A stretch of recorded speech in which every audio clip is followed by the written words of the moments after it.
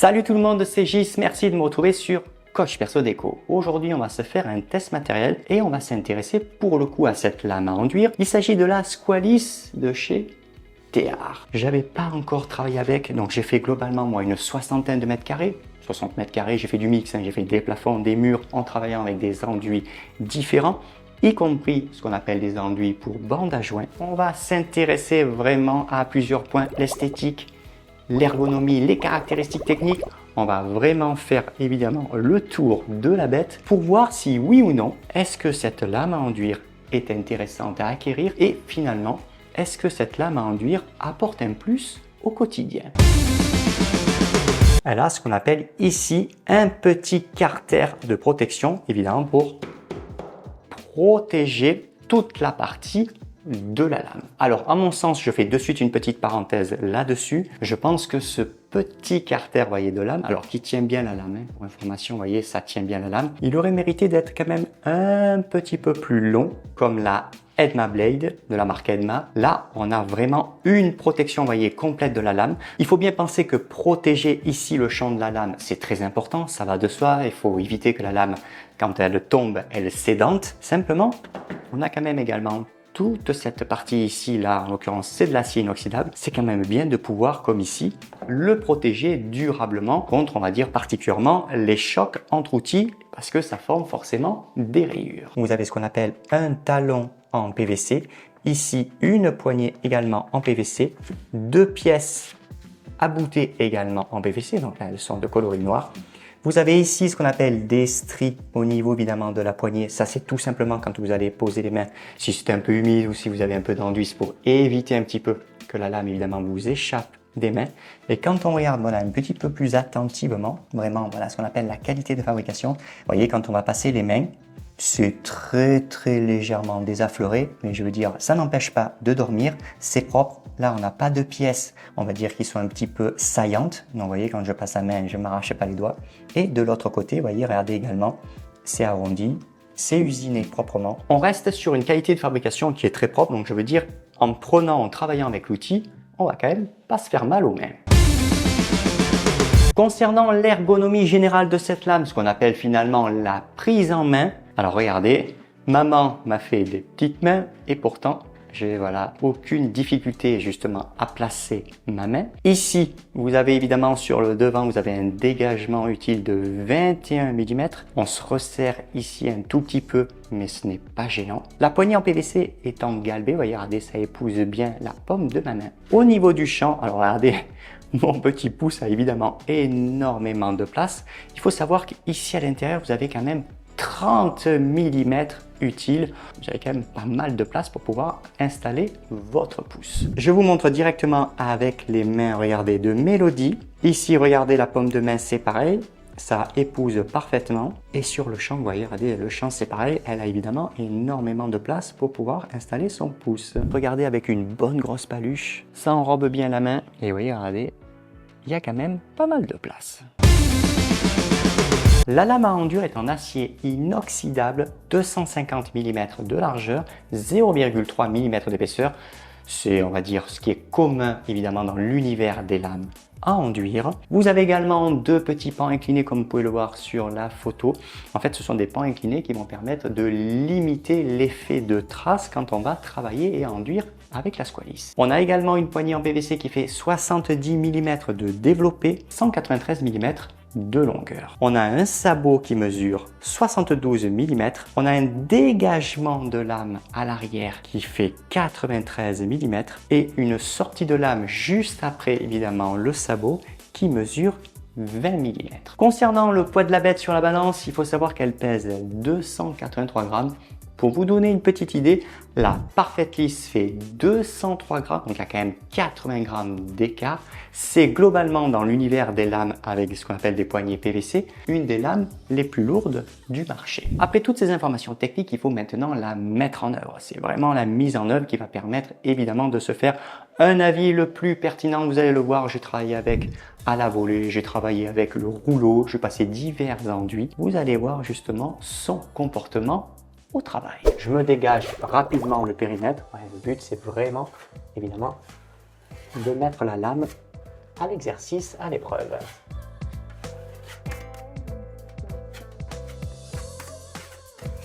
Lame chargée, on passe à l'application.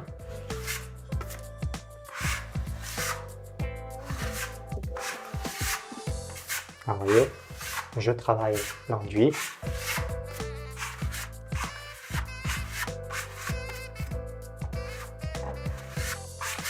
Je remarque quand même, vous voyez, j'ai rien fait, j'ai juste fait un petit bout, mais voilà, il y a des endroits ici, sur cette partie-là, donc à chaque dégagement de lame, je marque un petit peu. Je vais vous le faire ici pour qu'on le voie un petit peu mieux. Voilà, donc là, je vais dégager encore un petit peu.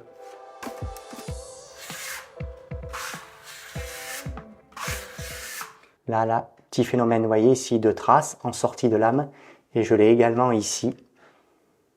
En fait, on a le petit pan incliné qui a l'air légèrement de marquer. Donc, on va continuer. Ergonomiquement parlant, la lame, voilà, pour le coup, c'est quand même très très bien. Vous voyez, j'arrive aisément à travailler avec. Je la tiens bien. Voilà, vous voyez, je suis vraiment agressé la lame. Alors, elle marque un tout petit peu. Alors, je peux évidemment repasser dessus. Vous voyez, là, on le voit un tout petit peu. Voilà, ici, là. Sur de l'enduit de lissage qualité fine, c'est quelque chose qui reste pour l'instant, vous voyez, modéré. On est globalement quand même propre. On a quand même une certaine petite fermeté au niveau de la lame. Alors, je vais de suite le vérifier. Là, je vais pouvoir enlever l'escabeau. Je vais pouvoir hausser le rythme parce que là, hausser le rythme sur un escabeau, sur la valeur d'un mètre carré, on dirait que c'est assez difficile. Donc, je vais le faire sans escabeau.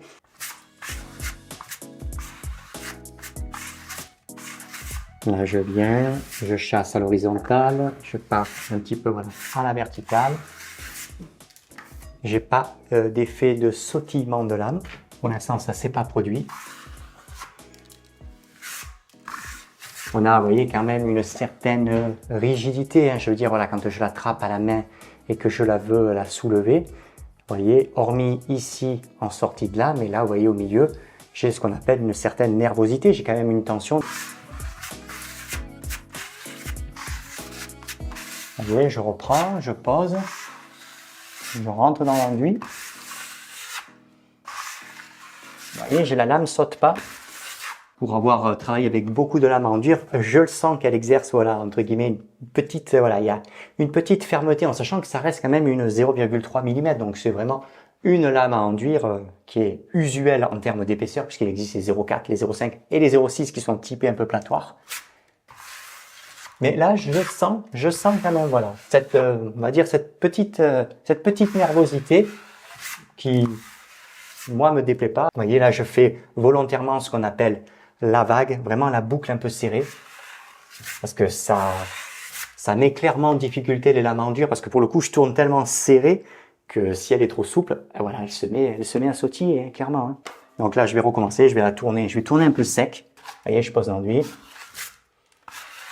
Vous voyez, là, j'y vais bien comme il faut.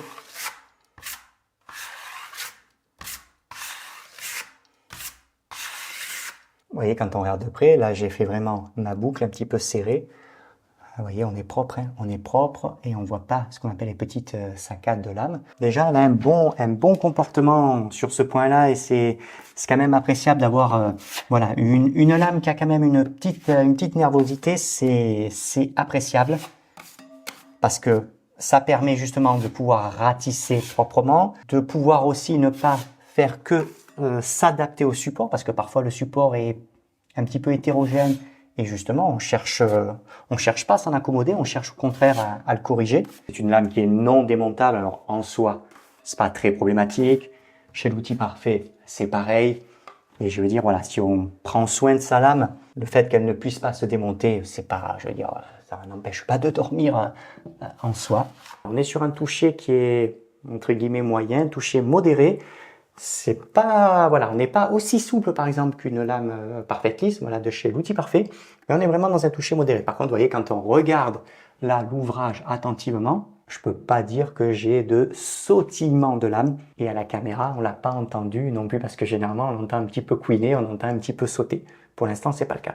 Je vais terminer ici ce petit retour et voilà, je vais faire encore un petit bout et puis vous allez voir, on va passer évidemment au rouleau et on va voir comment celle-ci au rouleau, parce que le rouleau justement, ça va cadencer un petit peu plus vite quand même, et on va voir comment elle se débrouille évidemment au rouleau. Le périmètre est étouré, c'est parti, passons à l'application avec le rouleau. Là pour le coup, on est sur ce qu'on appelle un nylon 16 mm de hauteur.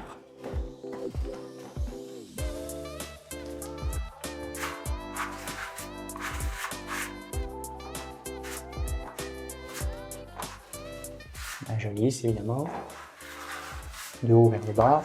Là, je pars à l'horizontale, je remonte, je fais une transition avec mon précédent travail. Pour le coup, là c'est volontaire, je vais laisser un tout petit peu plus de charge. Et là, je suis vraiment pas à plat, mais l'avantage, vous voyez, regardez, on a quand même un bon dégagement de lame, puisque toute la partie ici de fixation de la lame n'occupe pas beaucoup finalement de place. Je suis passé avec le rouleau sans venir mordre sur mon travail, je suis venu estomper, j'ai laissé quand même un petit peu plus de charge, là on le voit, vous voyez, regardez, on voit quand même un petit peu plus quand même le fond, alors que là il y a un petit peu plus, il y a à peu près 0,8, un bon millimètre pour le coup. Mais là, on a quand même, je vais continuer, mais vous voyez, on a quand même une très très belle superposition. Là, pour le coup, je n'ai pas l'enduit qui roule. Vous voyez, c'est propre. Là, ce que vous voyez ici, c'est ce qu'on appelle une toute petite aspérité. Donc, ça n'a rien à voir évidemment avec le comportement de la lame.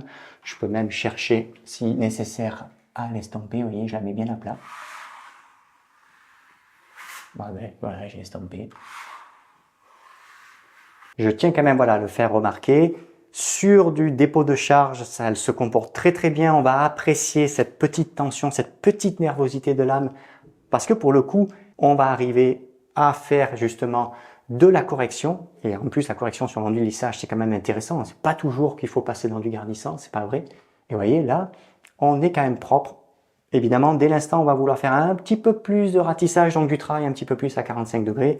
Le sillon va être un tout petit peu plus prononcé. Mais voilà, ça reste une lame qui est modérée. Sautille pas. Ça, c'est vraiment extrêmement satisfaisant. C'est-à-dire que voilà, j'ai envie de déposer de l'enduit. C'est pas elle qui va faire ce qu'elle veut en sautillant. Voilà. Regardez, hop, j'accélère un peu le rythme, j'estompe. Vous voyez, là, je suis en dépôt, je veux dire, il y a 0,8 mm sans problème.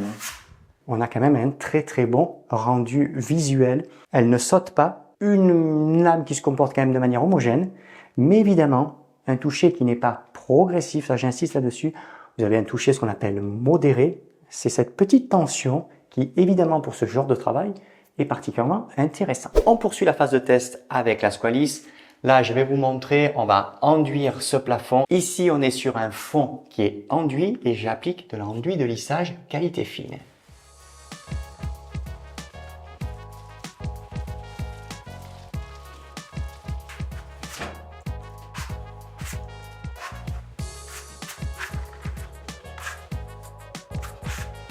Vous voyez, je travaille particulièrement à l'horizontale, donc ça permet en fait de laisser de la charge. Vous voyez, je ne suis pas spécialement dans une opération de ratissage, donc c'est-à-dire le travail n'est pas à 45 degrés. Si je me mets à 45 degrés, je ratisse, c'est ce qu'on appelle tirer beaucoup plus à zéro. Vous voyez, regardez là le rendu, donc j'ai laissé un petit peu de charge, on est entre 0,6 à 0,8 mm d'épaisseur, ce qui est pas mal d'ailleurs sur un enduit quand même de lissage. Mais là, vous voyez, regardez, c'est propre. Alors évidemment, on a ce qu'on appelle les petites vaguelettes, toutes petites aspérités, c'est normal. C'est à chaque fois que je fais une jonction avec la petite lame. On a quand même sur un enduit qui est très très légèrement chargé, sur un enduit de lissage, vous voyez, regardez, c'est quand même propre. C'est quand même propre, mais clairement au toucher de lame, on n'a pas, voilà, on n'a pas cette progressivité. Quand on va travailler et qu'on va justement, voilà, soit allonger l'enduit, soit au contraire le ratisser, clairement, la lame, elle est là pour ce qu'on appelle corriger. Voilà, elle est là pour corriger le support, elle n'est pas là pour s'en accommoder. Donc si on travaille vraiment dans ce principe-là où on a de la petite correction à faire, vous voyez là sur un rendu de plafond, c'est très bien. Alors petite particularité ici, vous voyez, j'ai volontairement laissé un tout petit peu, on le voit ici, regardez, ça fait l'effet un peu écrasé. J'ai laissé un tout petit peu migrer évidemment l'eau de gâchage dans le support. Forcément, si je l'applique avec le rouleau, ça vient faire comme ce qu'on appelle un petit crépi. Donc là en fait, je suis en train de travailler à la lame. Parce qu'habituellement, quand la lame est quand même un tout petit peu trop souple, elle a du mal, et en plus selon la température de la pièce, Si ça fait crépi, c'est terminé. Vous voyez, là, je travaille. Donc, en fait, je viens, ce qu'on appelle corriger cet effet, hein, parce que vous voyez, ça fait un petit, je sais pas si ça voit bien à l'écran, mais ça fait ce qu'on appelle un effet peau d'orange. Voilà, donc là, je viens. Étant donné qu'elle a justement ce toucher un petit peu ferme, vous voyez, j'arrive clairement, voilà, à m'en accommoder. Alors, j'entends, hein, il ne faut pas que ça reste 20 minutes, hein, mais là, je laissais passer presque 10 minutes dans une pièce où il fait 22 degrés. Mais vous voyez, j'arrive à corriger. Alors, j'arrive à corriger tout simplement à cause évidemment de la fermeté de la lame. Elle est là pour déposer de la charge. D'ailleurs, elle est bien meilleure à cet exercice-là, donc c'est-à-dire de laisser un petit peu de charge qu'un véritable ratissage pur et dur, on va dire s'accommodant, suivant parfaitement le support. Vous voyez, là, je laisse toujours, donc j'ai forcément une consommation, on va dire, quand même, qui est un petit peu plus supérieure. Mais clairement, on arrive quand même à faire. Vous voyez, regardez, même si je pars à la perpendiculaire, vous voyez, je pars à la perpendiculaire, je reviens dans mon travail. Vous voyez, je viens, je corrige mes petites aspérités. Là, hop.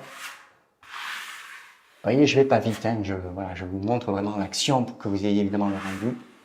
Mais sérieusement, sur une lame de 250, en sachant que je suis en train d'endurer un plafond, je suis sur un escabeau, c'est quand même pas l'idéal l'escabeau parce que ça fait beaucoup saccader, donc en fait ça génère des superpositions d'enduit qui se multiplient. Un échafaudage est beaucoup mieux, mais là pour la pièce elle est petite. Là on a une transition qui est, vous voyez, superposition, la transition elle est propre.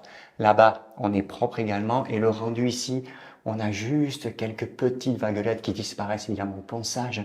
Mais en tout cas, vraiment à l'exercice de déposer un peu de charge pour une lame de 0,3, elle excelle. Par contre, regardez, je vous le montre rapidement, évidemment. Vous voyez, quand j'appuie là, ça n'a rien à voir, par exemple, avec une Technolisse de chez Rouleur Professionnel ou une Parfaite Lisse. Parfaite Lisse, vous faites ça, c'est beaucoup plus souple. Ici, vous voyez, j'ai quand même, ici, après le sabot, j'ai quand même une certaine fermeté. Voilà. Donc ça, je le dis, je le répète, c'est important parce que voilà, si vous hésitez, évidemment, j'achète pas, je travaille avec cette lame, je travaille pas. Faut vraiment avoir le retour évidemment. Et là, voilà, je peux vous dire que ça a une certaine tension. Mais pour ma part, pour un plafond, vous voyez, je pense que ça se voit à l'écran, il est pas très très joli en soi. Vous voyez, il y a des à-coups, là, il y a des, là, justement, il y a des mauvaises transitions. C'est pas très joli tout ça. Pour le coup, ça c'est vraiment quelque chose qu'elle apprécie de faire. Voilà une vue très très proche, on a vraiment la caméra sur l'enduit, ça vous permet de voir quand même le rendu. En tout cas moi, de la position où je me trouve, je peux vous dire que c'est quand même très propre. On va continuer le test, et là pour le coup on va s'intéresser aux bandes à jouer. Je vais venir recharger ici, puisque j'ai appliqué de l'enduit pour pouvoir coller la bande. Forcément maintenant il faut que je garnisse. Je vais appliquer l'enduit au rouleau. Là je suis sur un 180 mm de largeur, 18 mm de hauteur de mèche, vous voyez.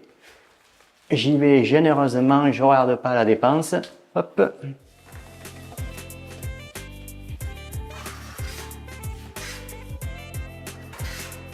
Là, je viens. Je pose.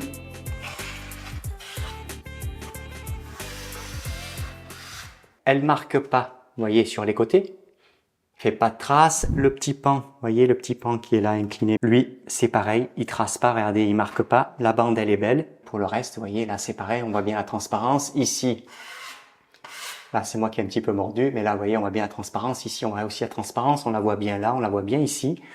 Non, on a une bonne tenue. Vous avez vu, je suis passé de haut en bas rapidement, ça sautille pas, ça saccade pas. Moi j'ai eu l'occasion de faire plusieurs bandes à jouer, y compris d'ailleurs les retours cueillis en plafond. Je n'ai pas eu de problème particulier. On va faire évidemment le bilan de la Squalice. Et quoi de mieux que ce cadre? Regardez-moi la petite forêt derrière qui a évidemment des points forts et à mon sens quelques petites pistes d'amélioration. On va de suite commencer par les points forts. J'en ai parlé évidemment tout le long de la vidéo et vous l'avez vu à l'écran. On a une lame qui est quand même particulièrement homogène. Toucher de lame, ce qu'on appelle légèrement ferme. Alors quand je dis légèrement, j'insiste vraiment là-dessus. On n'est pas sur une 0,5 mm d'épaisseur, donc ne vous attendez pas évidemment à un toucher platoire. Quand vous allez vraiment hausser évidemment le rythme, le gros avantage c'est que celle-ci, voilà, clairement, elle fait pas ça. Elle va pas sautiller, elle va pas saccader et elle ne va pas marquer évidemment le support. Alors peu importe, on va dire, le type d'enduit. Vous l'avez pas vu à l'écran, je l'ai fait en off. J'ai également travaillé ce qu'on appelle des enduits de dégrossissage. D'enduits de dégrossissage, la granulométrie est un petit peu plus importante, on met un petit peu plus de charge. Il faut savoir que ça s'est également, évidemment, bien passé. À mon sens, une lame qui est saine, qui est bien homogène, et on va dire que le deuxième point fort quand même de cette lame, évidemment, vous voyez, c'est son ergonomie. Ici, on a une belle poignée évidemment galbée. Quand je viens, je pose la main, vous voyez, j'enroule bien, j'ai de la place ici à l'avant, j'ai de la place évidemment pour mon pouce, ça également, vous l'avez vu, on a vraiment ce qu'on appelle un bon toucher avec la lame et surtout évidemment un bon toucher avec la poignée parce que ça y participe quand on a les doigts comme ça crispés et qu'on fait des heures d'enduit, c'est quand même évidemment pas agréable. Si on a des points forts, il y a quand même à mon sens quelques petites pistes d'amélioration. La première, c'est pas un mystère, c'est son poids.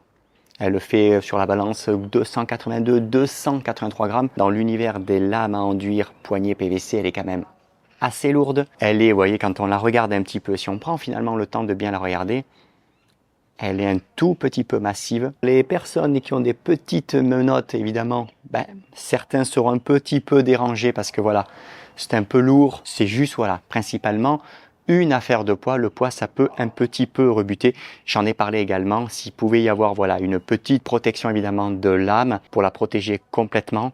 Voilà, ça, je pense que ça serait également un petit plus parce que quand on est soigneux et respectueux de son matériel, c'est quand même bien de pouvoir le conserver longtemps. Dernier petit point à mon avis qu'il pourrait être amélioré. Alors ça peut paraître, on va dire quelque peu secondaire, mais quand on nettoie sa lame, particulièrement qu'on n'a pas accès correctement à l'eau et qu'on a tendance à faire ce qu'on appelle de l'immersion entre midi et deux ou quand on lave, voilà, à grand eau, vous voyez, il faut savoir qu'elle n'a pas ce qu'on appelle de busette. Donc ça s'appelle des busettes ou des évents, vous voyez, elle n'est pas percée. J'ai avec moi la parfaite lisse ici de l'outil parfait.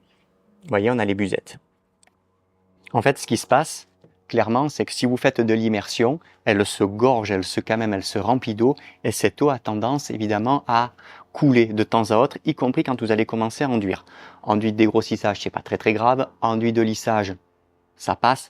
Par contre, sur des enduits extra fins ou ce qu'on appelle un dernier passe d'enduit, donc quand on veut un résultat nickel chrome, parce que quoi qu'il arrive, on n'enduira plus. Attention, parfois ça peut faire ce qu'on appelle la petite traînée. Voilà, donc ça peut paraître secondaire, mais c'est toujours pareil, tout dépend évidemment du niveau de finition que vous allez rechercher. Je pense que voilà, deux petits trous ici au niveau du sabot, là sur la partie basse, voilà, clairement, hein, comme sur la parfaite lisse, ça permettrait en fait rapidement de chasser l'eau qui pourrait y avoir évidemment à l'intérieur, et ça participe évidemment à un rinçage plus rapide. Vous voyez la petite différence?